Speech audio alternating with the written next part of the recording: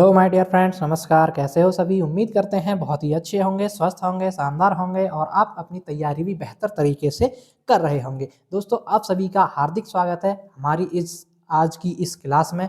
इस क्लास में हम डिस्कस करने वाले हैं एसएसटी यानी कि जो सामाजिक विज्ञान सब्जेक्ट होता है उससे रिगार्डिंग जो आपके प्रीवियस ईयर क्वेश्चंस हैं, कुछ इंपॉर्टेंट क्वेश्चंस, उन सभी को हम आपके साथ विस्तृत व्याख्या के साथ डिस्कस करेंगे। तो चलिए देर ना करते हुए आज की क्लास को शुरू करते हैं। आपका आज का क्वेश्चन नंबर फर्स्ट, निम्नलिखित में से किस उपागम को एनसीईआरटी द्वारा प्रकाशित पाठ्य पुस्तक सामाजिक और राजनीतिक जीवन में निहित विचारों से विद्यार्थियों को अवगत करवाने के लिए अधिक प्रयोग किया जाता है? तो देखिए भाई, जो एनसीईआरटी द्वारा प्रकाशित पाठ्य पुस्तक है एक, उसका नाम है सामाजिक और राजनीतिक जीवन, ये पाठ्य पुस्तक है। तो इसमें जो निहित विचार हैं उससे विद्यार्थियों को अवगत कराने के लिए किसका अधिक प्रयोग किया गया है? ऑप्शन ए चार्ट, बी कहानी बोर्ड, सी घटनाक्रम या डी ग्राफ। तो देखिए, उसमें सबसे ज्यादा प्रयोग किया गया है कहानी बोर्ड का। जो विद्यार्थियों को विचारों से अवगत कराना है उसके लिए सबसे ज्यादा कहानी बोर्ड का प्रयोग किया गया है। तो ऑप्शन नंबर बी हमारे यहाँ पर सही जवाब हो जाएगा। ठीक है फ्रेंड्स, चलिए आगे बढ़ेंगे। क्वेश्चन नंबर 2, राष्ट्रीय पाठ्यचर्या रूपरेखा 2005 प्रस्तावित करता है कि भूगोल पढ़ाया जाए जिससे, यानी कि जो हमारा एनसीएफ 2005 है आपका, ये प्रस्तावित करता है कि भूगोल पढ़ाया जाए जिससे क्या हो? ऑप्शन ए प्राकृतिक संसाधनों की अधिकतम प्राप्ति और उपयोग पर ध्यान केंद्रित किया जा सके, बी पर्यावरणीय चिंताओं तथा इसके संरक्षण के संबंध में आलोचनात्मक समझ पैदा की जा सके, सी भारत की विविध भौगोलिक विशेषताओं की इसके आर्थिक विकास में भूमिका को जाना जा सके, या ऑप्शन नंबर डी विद्यार्थियों का प्राकृतिक आपदाओं के भारत की अर्थव्यवस्था पर नष्टकारी प्रभावों के बारे में मार्गदर्शन किया जा सके। तो देखिए, एनसीएफ 2005 प्रस्तावित इसलिए करता है कि भूगोल को पढ़ाया जाए जिससे पर्यावरणीय चिंताओं तथा इसके संरक्षण के संबंध में आलोचनात्मक समझ पैदा की जा सके, कि विद्यार्थियों में जो पर्यावरण है उसके समझ रिगार्डिंग जो चिंताएं हैं, उसकी जो समस्याएं हैं और इसके संरक्षण को कैसे करना है, तो उनकी बीच आलोचनात्मक समझ पैदा करने के लिए भूगोल को पढ़ाया जाए। यह आपका एनसीएफ 2005 रिकमेंड करता है। ठीक है दोस्तों, चलिए ऑप्शन नंबर बी हमारा यहाँ पर सही जवाब था। आगे बढ़ेंगे। क्वेश्चन नंबर 3, 19वीं सदी में ईसाई मिशनरियों ने भारत में क्रिश्चियन शिक्षा को क्यों लागू करना चाहा? यानी कि जो ईसाई मिशनरी थे उन्होंने भारत में क्रिश्चियन शिक्षा को लागू करना चाहा था, वो क्यों करना चाहा था? ऑप्शन ए जन सामान्य को शिक्षित करने के लिए, बी भारतीयों को कंपनी सरकार के प्रति वफादार बनाने के लिए, ऑप्शन नंबर सी संभ्रांत वर्ग को शिक्षित करने के लिए, या डी लोगों के नैतिक चरित्र को सुधारने के लिए। तो देखिए, जो ईसाई मिशनरी थे इन्होंने जो क्रिश्चियन शिक्षा को लागू करना चाहा था वो इसलिए चाहा था क्योंकि जिससे भारतीयों को कंपनी सरकार के प्रति वफादार बनाने के लिए, यानी कि जो भारतीय थे जब वो जो क्रिश्चियन शिक्षा जो पढ़ते, उनकी पद्धति जो शिक्षा पद्धति थी उसको पढ़ लिख करके, तो वो भारतीय जो कंपनी थी इनकी ईस्ट इंडिया कंपनी, उसमें उस कंपनी के प्रति वफादार बन सकें भारतीय, तो इसलिए उन्होंने क्रिश्चियन शिक्षा को लागू करना चाहा था। ठीक है दोस्तों, तो ऑप्शन नंबर बी हमारे यहाँ पर सही जवाब है। चलिए नेक्स्ट, क्वेश्चन नंबर 4, भू राजस्व के कौन से समझौतों में राजाओं और तल्लुकदारों को जमींदारों के रूप में मान्यता दी गई? यानी कि जो भू राजस्व का कौन सा ऐसा समझौता आया था जिसमें जो राजा थे और तल्लुकदार थे उनको जमींदारों के रूप में मान्यता दी गई थी? तो ऑप्शन है आपके ए स्थायी समझौता, बी पट्टीदारी समझौता, सी रैयतवाड़ी समझौता, या डी महलवाड़ी समझौता। तो देखिए साथियों, वो था आपका स्थायी समझौता। जो स्थायी समझौता था इसके अंतर्गत जो भू राजस्व स्थायी समझौता था, इसके अंतर्गत राजाओं और ताल्लुकदार जो थे उनको जमींदारों के रूप में मान्यता दी गई थी। तो ऑप्शन नंबर ए हमारा यहाँ पर सही जवाब है। ठीक है दोस्तों, चलिए नेक्स्ट बढ़ेंगे। क्वेश्चन नंबर 5, मणिग्राम और नानदेशी निम्नलिखित में से क्या थे? ऑप्शन ए चोल शासन की प्रशासनिक इकाइयां, बी ब्राह्मणों को ब्रह्मदेव के रूप में दिए गए प्रसिद्ध गांव, सी चोल काल के प्रसिद्ध शहर, या डी दक्षिण भारत के प्रसिद्ध व्यापार संघ। तो देखिए, मणिग्राम और नानदेश जो थे वो हुआ करते थे दक्षिण भारत के प्रसिद्ध व्यापार संघ, यानी कि जो दक्षिण भारत के व्यापार संघ थे, जो फेमस संघ थे व्यापार के, उनको मणिग्राम और नानदेश कहा जाता था। ठीक है दोस्तों, तो ऑप्शन नंबर डी हमारे यहाँ पर सही जवाब है। चलिए आगे बढ़ेंगे। क्वेश्चन नंबर 6, देखिए दोस्तों, ये सभी आपके सीटेट प्रीवियस ईयर के क्वेश्चंस हैं, उससे उठाए गए हैं। चलिए क्वेश्चन नंबर 6, शाहजहां द्वारा दीवाने आम बनवाने के संदर्भ में निम्नलिखित में से कौन सा कथन उपयुक्त है? ऑप्शन ए प्रजा में संतोष बेहतर शासन व्यवस्था सहायता करता है, बी अपराध की दर को नियंत्रित करना आवश्यक था, सी ताजमहल का सफेद संगमरमर शांति का प्रतीक है, या ऑप्शन नंबर डी, राजा का न्याय छोटे बड़े को एक समान मानता है। अब देखिए, जो शाहजहां था उसने दीवाने आम बनवाया था, वो दीवाने आम क्यों बनवाया था? आखिरकार आपसे कुल मिलाकर के यही पूछा है कि उसने दीवाने आम बनवाने का मकसद क्या था उसका? तो वो था ऑप्शन नंबर ए हमारा, प्रजा में संतोष बेहतर शासन में सहायता करता है। भाई प्रजा में संतोष तभी होता है, वो आपने दीवाने आम इसलिए बनवाया था क्योंकि जो प्रजा थी उसकी डायरेक्ट उसके अपने समस्याओं को लेकर के राजा के सामने या सुल्तान के सामने चल जाती थी और उसको अपनी समस्याओं को सुनाती थी, तो राजा उस फैसले करता था, तो उससे प्रजा में संतोष होता था, तो संतोष से बेहतर शासन में सहायता होती है, सीधी सी बात है। तो इसलिए उसने दीवाने आम का निर्माण करवाया था। तो ऑप्शन नंबर ए हमारे यहाँ पर सही जवाब है। चलिए नेक्स्ट पढ़ेंगे क्वेश्चन नंबर 7। मृदा के कौन से गुण का निर्धारण जनक चट्टान करती हैं? यानी कि जो जनक चट्टानें होती हैं वो मृदा के कौन से गुण का निर्धारण करती हैं? ऑप्शन ए, मृदा का जमाव, बी, रासायनिक गुण, पारगम्यता एवं संरचना, सी, अपक्षय की दर और खाद मिट्टी, सी या डी ऑप्शन नंबर डी, मृदा की मोटाई। तो देखिए, जो जनक चट्टानें होती हैं वो आपका रासायनिक गुण, पारगम्यता और संरचना का गुण निर्धारित करती हैं। यानी कि जो जनक चट्टानें होते हैं वो मृदा के रासायनिक गुण को, पारगम्यता को और संरचना को डिफाइन करती हैं, निर्धारित करती हैं। ठीक है दोस्तों, तो ऑप्शन नंबर बी हमारे यहाँ पर सही जवाब है। चलिए नेक्स्ट बढ़ेंगे क्वेश्चन नंबर 8। धरातल के निकट पाए जाने वाले खनिजों को साधारणतया खोदकर निकालने की प्रक्रिया को क्या कहते हैं? भाई धरातल के निकट जो आपके खनिज लवण आदि पाए जाते हैं उनको साधारणतया खोदकर निकालने की जो प्रक्रिया होती है उसको क्या कहा जाता है, ये पूछा आपसे। ऑप्शन ए, विवृत खान खनन, बी, सिंटरन, सी, उत्खनन या डी, निस्तापन। तो देखिए, उसको कहा जाता है विवृत खान खनन। जो आपका खनिजों को साधारणतः खोदकर निकाला है, बोलते हैं ना भाई वहाँ खनन चल रहा है, वहाँ खनन का अभी करंटली में अरावली का जो ये चल रही थी न्यूज की, अरावली को 100 मीटर से नीचे अरावली नहीं मान जाएगा, वहाँ भी तो खनन ही होने वाला था खनिजों के चक्कर में। तो खनिजों हैं उसमें, खनिज संपदा है, उस चक्कर में उसका खनन होता। तो खनिजों को साधारणतः खोदकर निकालने की जो प्रक्रिया होती है उसको खनन कहा जाता है। ठीक है दोस्तों, ऑप्शन नंबर ए हमारे यहाँ पर सही जवाब है। चलिए आगे बढ़ेंगे क्वेश्चन नंबर 9। क्वेश्चन नंबर 9, निम्न में से कौन सा सनराइज उद्योग का एक उदाहरण है? यानी कि जो सनराइज उद्योग है वो किसको कहा जाता है? ऑप्शन ए, कागज उद्योग, बी, पटसन उद्योग, सी, सूचना प्रौद्योगिकी उद्योग या डी, खाद्य तेल उद्योग।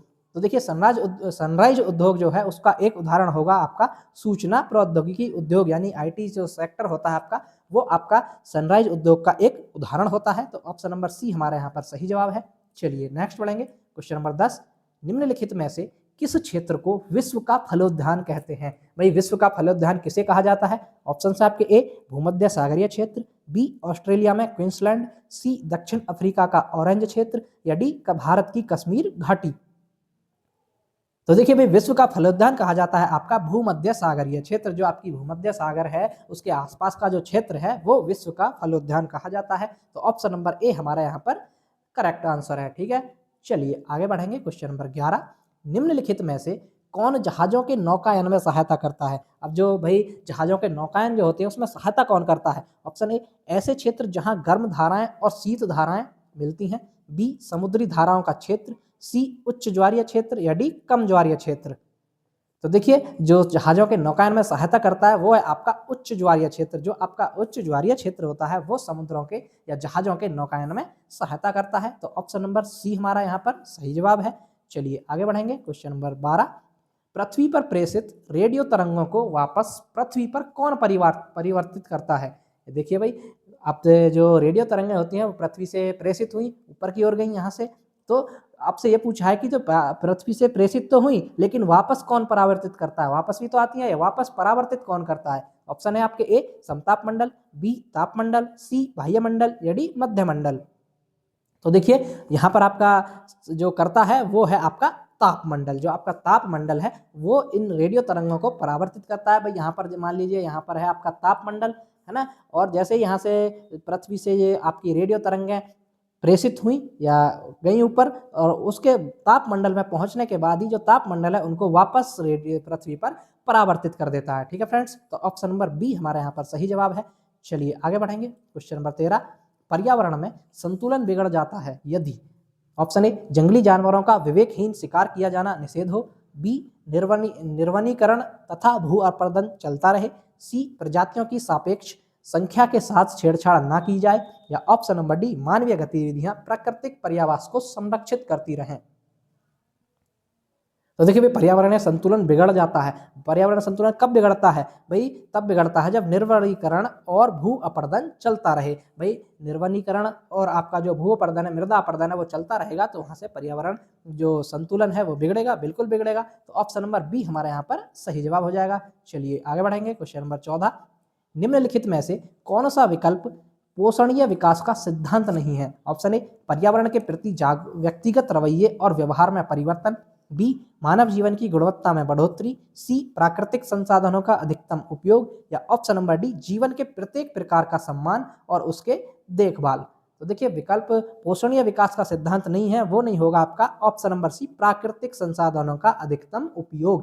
भाई ऐसा नहीं है कि जो आपके प्रकृति में चीजें मिली हैं, आपको प्राकृतिक संसाधन मिले हैं, उनका अधिक से अधिक उपयोग करे जाना है, आपको उपयोग करना है, ऐसा नहीं करना है। तो ऑप्शन नंबर सी हमारे यहाँ पर सही जवाब है। चलिए आगे बढ़ेंगे। क्वेश्चन नंबर 15, भारत में असमानता का मुख्य कारण क्या है? अब भाई भारत में जो असमानता पाई जाती है उसका मुख्य कारण पूछा आपसे। ऑप्शन है ए, जाति, बी, लिंग, सी, गरीबी, या डी, धर्म। तो देखिए भारत में जो असमानता पाई जाती है उसका मुख्य कारण है आपका गरीबी। क्या है फ्रेंड्स? जो आपकी गरीबी है ये भारत में असमानता का सबसे मुख्य कारण है। तो ऑप्शन नंबर सी हमारा सही जवाब है। चलिए आगे बढ़ेंगे। क्वेश्चन नंबर 16, संवैधानिक उपचारों का अधिकार। ऑप्शन ए, शिक्षा का अधिकार अधिनियम 2009 को निष्कासित करता है, बी, न्यायपालिका को संसद द्वारा लागू कानून को निरस्त करने की शक्ति प्रदान करता है, ऑप्शन नंबर सी, नागरिकों के मौलिक अधिकारों की रक्षा करता है, या ऑप्शन नंबर डी, संविधान संशोधन द्वारा स्वयं को सुधारने के विषय में है। तो देखिए भाई संवैधानिक उपचारों का अधिकार जो है ये आपका करता है, जो नागरिकों के मौलिक अधिकार होते हैं उनको रक्षा करता है, उनका उन मौलिक अधिकारों की रक्षा करता है। संवैधानिक उपचारों का अधिकार आपका आर्टिकल 32 होता है। ठीक है फ्रेंड्स, जिसको जो आपके बाबा साहब भीमराव अंबेडकर थे उन्होंने आपकी संविधान की आत्मा भी कहा है इसे। संवैधानिक उपचारों का अधिकार आपका नागरिकों के मौलिक अधिकारों की रक्षा करता है। ठीक है फ्रेंड्स, तो ऑप्शन नंबर सी हमारा यहाँ पर सही जवाब है। चलिए आगे बढ़ेंगे। क्वेश्चन नंबर 17, अर्थशास्त्र के अनुसार मौर्य काल में उत्तर पश्चिम भारत के डैश डैश के लिए प्रसिद्ध था। यानी कि जो अर्थशास्त्र है हमारी पुस्तक कौटिल्य द्वारा लिखित है उसमें मौर्य काल जो था वो उत्तर पश्चिम भारत किसके लिए प्रसिद्ध था? ऑप्शन ए, कपास, बी, सोना एवं बहुमूल्य पत्थर, सी, चांदी एवं तांबा, या डी, कंबल। तो देखिए उस समय जो उत्तर पश्चिम भारत था वो कंबल के लिए प्रसिद्ध था। जो आप आजकल का मौसम चल रहा है ठंड सर्दी का, तो उसमें कंबल यूज होते हैं, तो वो कंबल के लिए प्रसिद्ध हुआ करता था। ठीक है फ्रेंड्स, तो ऑप्शन नंबर डी हमारा सही जवाब है यहाँ पर। आगे बढ़ेंगे। क्वेश्चन नंबर 18, एम्फोरा एक डैश डैश था। ऑप्शन ए, इटली का सिक्का, बी, लाल चमकदार बर्तन, सी, लंबा एवं दोनों तरफ हत्थे लगा जार, सी, ऑप्शन नंबर डी, छिद्रयुक्त बर्तन। तो देखिए एम्फोरा क्या होता था? एम्फोरा होता था लंबा और दोनों तरफ हत्थे लगा एक जार होता था। भाई एक ऐसा जार हुआ, ये लंबा होता था थोड़ा, मान लीजिए इतना लंबा है, और दोनों तरफ हत्थे लगे हुआ एक जार हुआ करता था। ठीक है, ये दोनों तरफ हत्थे हो गए, इसको एम्फोरा कहा जाता था। क्या कहा जाता फ्रेंड्स? एम्फोरा। ठीक है दोस्तों, चलिए यहाँ पर ऑप्शन नंबर सी सही है। आगे बढ़ेंगे। क्वेश्चन नंबर 19, रोमन साम्राज्य में काली मिर्च की इतनी मांग थी कि इसे डैश डैश नाम से बुलाते थे। अब भाई काली मिर्च की डिमांड बहुत ज़्यादा थी, तो उस समय काली मिर्च को किस नाम से बुलाते थे, किस नाम से जाना जाता था? ऑप्शन ए, काला जादू, बी, काला ताबीज, सी, काला पत्थर, या डी, काला सोना। तो देखिए उसको उस समय जाना जाता था काला सोना, यानी कि ब्लैक गोल्ड के नाम से जाना जाता था। किस नाम से?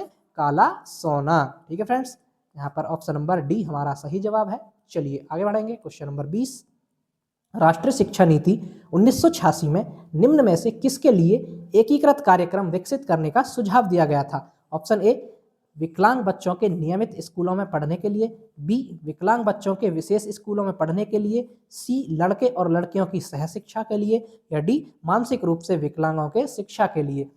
तो देखिए जो आपकी राष्ट्रीय शिक्षा नीति 1986 थी उसमें एकीकृत कार्यक्रम का सुझाव दिया गया था। उसके अंतर्गत वो इसलिए दिया गया था कि विकलांग बच्चे जो थे उनको नियमित स्कूलों में पढ़ाने के लिए सुझाव दिया गया था कि एकीकृत कार्यक्रम के तहत जो विकलांग बच्चे हैं, विशिष्ट बच्चे हैं, स्पेशल नीड्स वाले बच्चे हैं, वो भी नियमित बच्चों के साथ स्कूल में एक साथ बैठ करके पढ़ें। ठीक है दोस्तों, तो ऑप्शन नंबर ए हमारा यहाँ पर सही जवाब है। तो दोस्तों ये थी हमारी आज की क्लास। आपको क्लास कैसी लगी कमेंट करके जरूर बताइएगा। जो भी साथी चैनल पर पहली बार आए हैं कृपया चैनल को सब्सक्राइब कर लें ताकि ऐसी इंफॉर्मेटिव क्लासेस और वीडियोज आपको डेली मिलती रहें। तो चलिए मिलते हैं नेक्स्ट वीडियो में, तब तक के लिए धन्यवाद।